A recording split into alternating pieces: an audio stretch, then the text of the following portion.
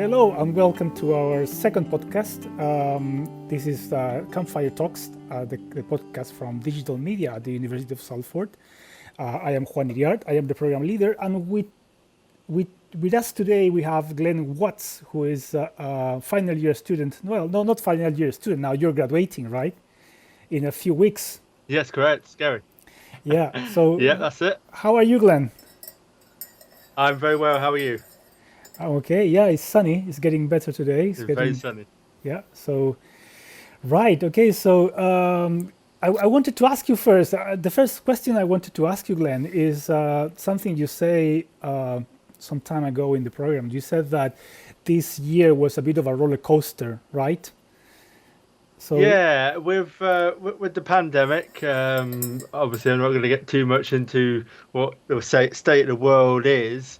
But with the social restrictions and actually doing this online learning, it was a really big roller coaster and a leap for us to get to this way of, I guess, digesting information and meeting our tutors. So, yeah, it was a way of us as students having to adapt really quickly to these circumstances. Yeah, it was a very difficult year, I think, very challenging in many respects. And well, we have to move everything online. So, do you feel that this year for you was advantageous, or was a big problem to carry on?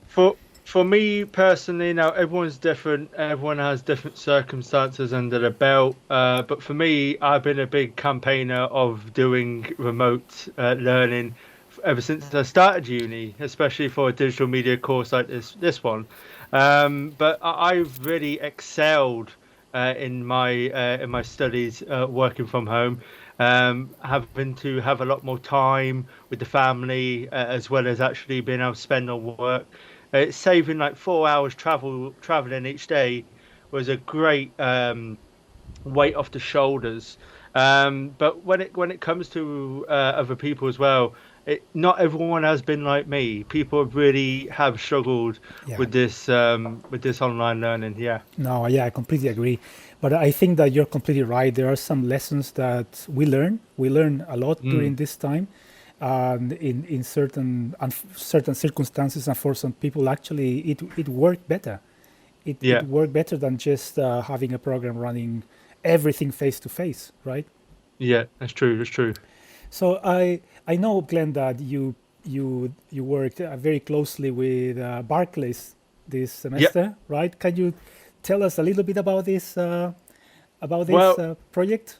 This project was stemmed from them looking into immersive technologies and I guess use cases of what they can do with it.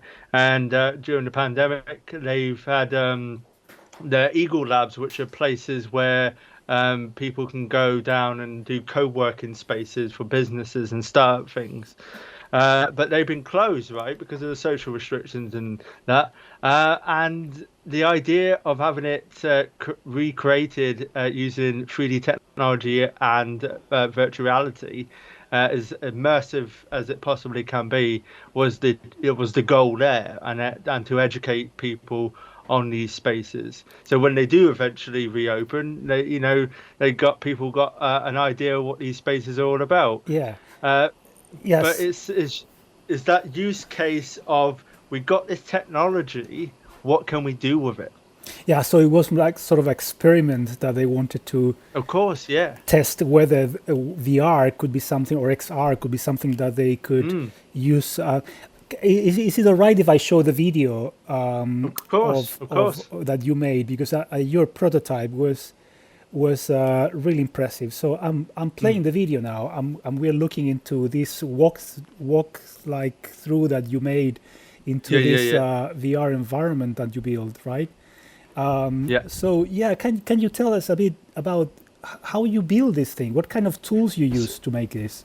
So I'm no interior designer. Never touched that with a barge pole in my life. But I took the big leap of faith and based the Eagle Lab off one of the actual Eagle Labs they have down in Bournemouth. Yeah. So I was studying all the imagery that is online for that, because I've never actually been to this place in person.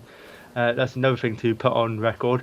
Right. And I had to study it, and I recreated it accurately as I possibly can using a 3D modeling software called Blender. Right. And then from Blender, I had to then learn from the absolute beginning, using a series of online documentation, how to take that and turn it into virtual reality. So I had to use Unity XR development pipeline in order to achieve the results you're seeing. Oh wow! Well, the final result is really impressive. I mean, the lining of this, and I remember from some meetings that the people from Barclays say that actually this looks like the Bournemouth XR lab. Like if you feel like being there, right? And what you got to also think about is I had no prior knowledge to really Unity before this, so this has been my lockdown project, on creating this immersive environment for the client Barclays. Right. So in a way, this was you were in lockdown, concentrated on this project, and you just you put everything. It looks like you put everything you have in this project, right? Like I did. with the lining and the textures and everything else, right? well, it is. Well, I think it was such a great experience to work with you in this project with Barclays, because it in a way it was meeting after meeting with them and with you, in which they could see the ideas from like the first sketch that they put, like this is or the first like some concept, a proof of concept that they put together in a document, to get something actually that they can test and they can navigate, and that's really impressive. So I wanted to ask you, right, about this relationship with the industry. Do you think that this really added to your background as a designer? Of course. I think the relationship with industry from the academic, I guess, perspective is important. I'm a big advocate that virtual reality, extended reality, is going to be very, very big in the future. So to have industry on board with this technology is just outstanding, really. It just goes to show how interesting, someone like Barclays is about the use case of this technology and where it's going to be heading in the future. So you can think like Barclays is a bank and they're interested on XR, and actually they think that from this project they want to put an XR lab, right? That's what they is in the plans. Yeah. So what's the future? What's the future of this sort of? Do you see these virtual reality technologies being all over the place? Well, at the moment, I'll be honest with you, I don't think it's there yet. I think it is still very much prototypable use cases, right? It's still very much a work in progress. You look at Clive Sinclair when he created the C5, which was that scooter where you pedaled, the battery pack in it as well, way before my time. But he invented that, and everyone laughed at him. It was too ahead of its time, and that's what I think XR is at the moment. It's ahead of its time. As technology gets better, you've got cloud rendering that's coming along and all that. I do think it's going to one day replace our mobile phones. Right. Okay. So the future, you see the future as being more. It's one. We say XR as a general topic because it's mixed reality, augmented reality, and virtual reality. And the idea of one of those is going to be the one that excels is definite now, I think, from research as well. Yeah, absolutely. Well, I would like to ask you, but I mean, you now are finishing your degree, and you can call yourself an XR specialist, like a VR specialist. Yeah. You have done. But coming back to the beginning of your degree, when you were just starting, right? Is this something that you were like pursuing, or was something that you just discovered? No. How that happened? Yeah. So I have a very big background in 3D design. I've been doing it for over 6 years now, really. I love it. But the thing is, I was just creating these static images, these renders, that are flat. You can't really do much with them. And it was only until the final year that I kind of built up this passion for, I actually want to make my 3D models that I create in 3D environments alive Yeah. and immersive. And using technology as virtual reality has really helped me make that achievable. Yeah, well, that's something that it becomes almost addictive when you're like Yeah, building these environments and you just want to make them better and better and better. So it's not that you at the end you're working for your assignment or for a submission or Mm. whatever. It's like this is your baby, right? This is something yeah. that You want to kind of get that hit of yeah, like you've done a piece of code and it works, and it's like, oh, this is yeah, perfect. And I have many experiences of that. It's quite sad, really, but if you think about it logically, um, you know, these jobs that are non-existent at the moment, there is some, but they're non-existent at the moment, will eventually, I think, be in the masses. So if we can get more people on board with XR development, I think we're going to go into a very strong, sustainable world as well.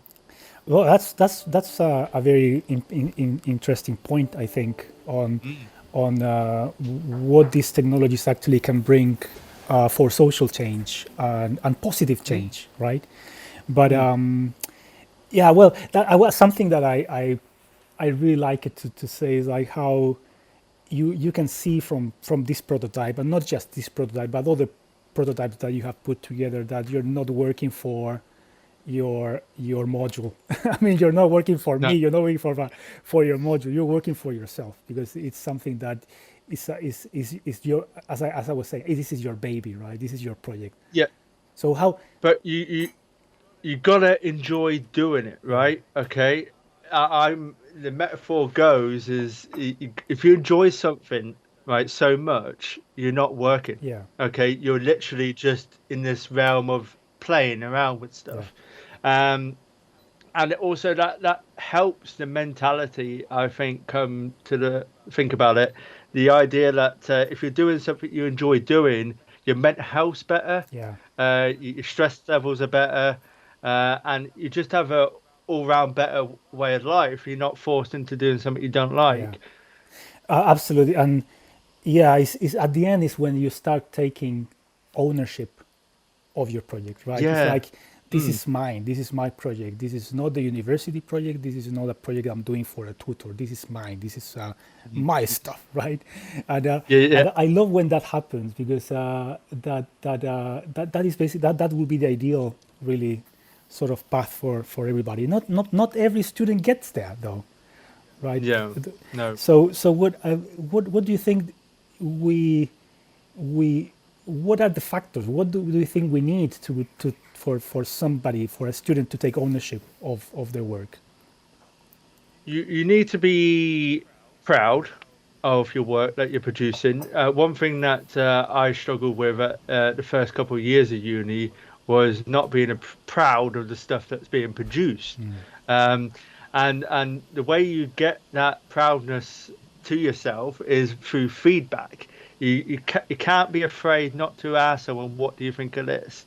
Because you got to really think of it as an open book. Yeah, Life is an open book, and you don't know what the next pages are going to be coming down the line. So, getting that feedback off tutors and individual students as yeah, well your peers. greatly helps greatly helps you excel when it comes to your proudness Yeah, levels. Now, you've not got to be a complete knob about it and say, "Oh, my work's better than all of yours," blah blah blah. You've got to have just that sense of, "I've done this thing, and that thing I'm really proud yeah. of, internally proud of." Oh, that's great. That's great. Well, I also wanted to ask about, because I know that you in this pandemic you were pretty much engaging with certain technologies that you didn't do before, which is basically working with streaming and YouTube, right? So Yeah. that Yeah, I yeah. think that for you especially became something really important. Like you became sort of a YouTuber, right? Yeah. When I came to starting to learn VR development in Unity, there's not a lot of documentation out there really, helpful guides and how-to guides and so forth. So a lot of my knowledge was scraped together on YouTube, watching YouTubers actually teach programming skills Yeah. and virtuality world building skills. And that inspired me to do the same, Yeah. right? Because there's not a lot of content creators out there that's actually talking about this Yeah. stuff. Building up a community that way through YouTube, I think is a great way to get people on board, motivated, and share those skills, because it's all about sharing those skills that is going to make us all better at the end of the day as a human race, is sharing. I think that you're completely right. I mean, I learn from YouTube. You learn from YouTube, and from like not just YouTube, but also from wikis or forums on all these like environments Yeah. where people are sharing knowledge for free, and Yeah. that creates like an amazing culture, I think. So Mm. I really think that should be part of universities and degrees as well, in the way Yes. that Yeah. we are sharing knowledge, we are sharing discoveries, we are sharing experiments, we are teaching each other. Now, it's even more so because of XR development, right? Because it's so new. All right, it's been around. You can date it right back to the original Virtual Boy Nintendo headset, but it's now in a position where it's only going to grow. VR headsets, £299 for the Oculus Quest Yeah, 2, is getting to that consumer grade ready level. So it's exciting to see what the future is going to be like, but it won't be like that without developers like myself and others. So we've got to learn this technology, adapt it to the use cases of where it's plausible. For example, I can see a great market in healthcare and training police officers up as yeah, well, because you'll be able to use virtual reality to actually simulate events, yeah. for training purposes as well. I did a project with an A320 pilot on creating an immersive training cockpit Oh yeah, experience yeah. That was. where you immerse yourself in the cockpit, and you're able to familiarize yourself with the You're controls. completely right. I forgot to bring that project because that could be also interesting to see. But yeah, you developed the whole cockpit Yep, as a way of testing some possible training apps for pilots. that's it. That again Yep, during the pandemic were all grounded, right? They couldn't go anywhere, yep, and they needed to keep their skills on shape. Right. Okay. yep. Well, this has been a great conversation with you, Glenn, and It does. I think yeah, I think that I hope to be back. yeah, I hope to get you back at some point, Yeah, and to present this project because they are really interesting and as they have shaped basically what we see as the future for the program. Yeah. yeah. Well, thank you very much. Nice to see you. Oh, thank you, Juan. And now Thank you. let's wait for the graduation, right? Yes, That's yes. dun, That's dun, dun, dun, dun. Yeah, nice. yeah. Right. Right. Bye bye.